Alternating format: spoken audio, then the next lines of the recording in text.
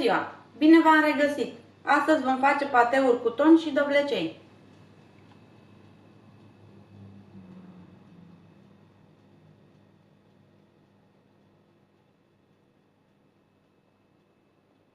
Pentru această rețetă avem nevoie de un pachet de aluat de foietaj de 275 de grame, un dovlecel pe care l-am tocat în cuburi,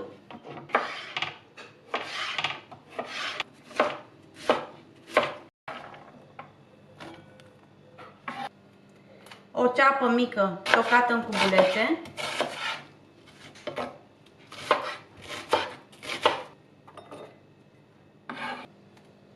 un ardei gogoșar roșu pe care l-am tocat în cubulețe,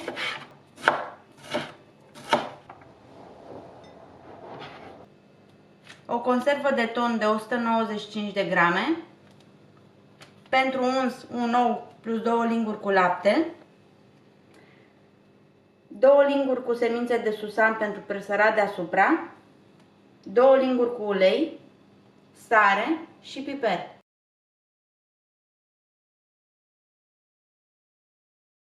Punem uleiul la încins și când s-a încins adăugăm ceapa.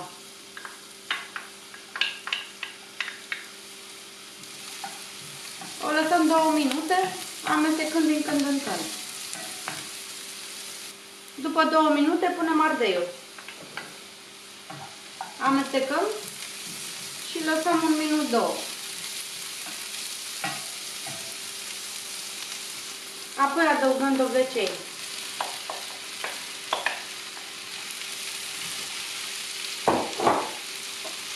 Punem sare, piper proaspăt măcinat,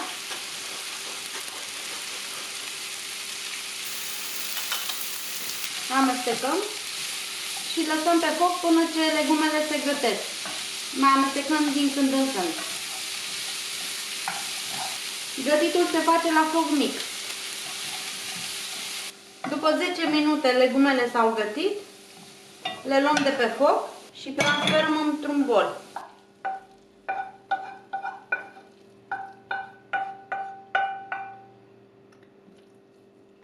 Le luăm și le lăsăm să se răcească. După ce s-au răcit legumele, le pasăm ușor cu o furculiță.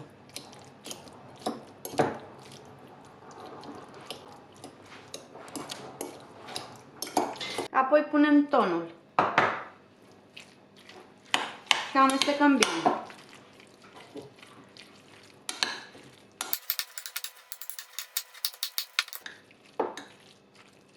Punem compoziția deoparte.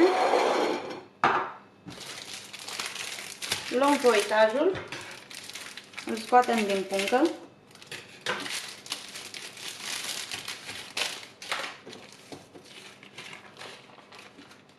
Îl desfacem cu grijă.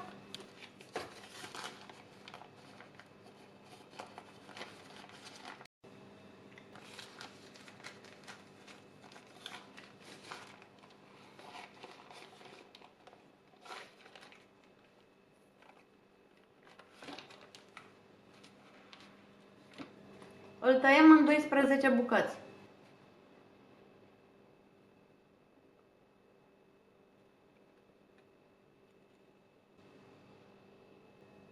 Batem ouăl împreună cu laptele.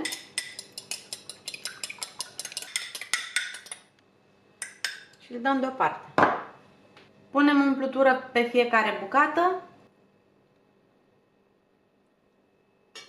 Apoi ungem marginile cu ou.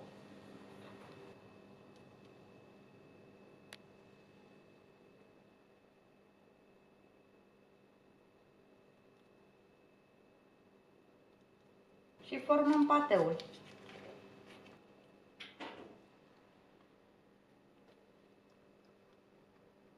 Apoi lipim marginile cu o furculiță.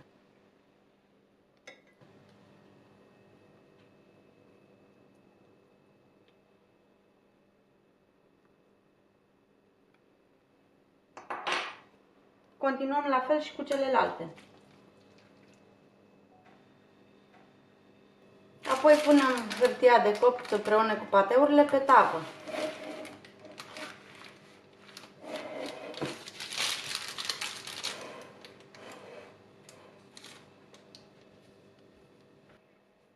Le ungem cu ou bătut.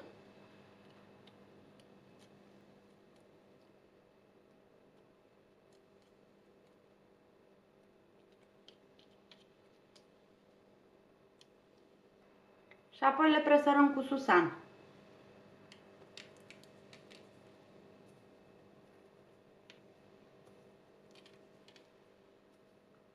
Luăm tava și o punem la cuptorul preîncălzit la 190 de grade.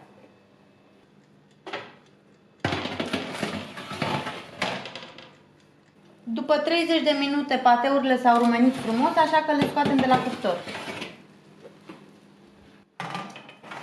Le lăsăm să se răcorească puțin, apoi le putem servi.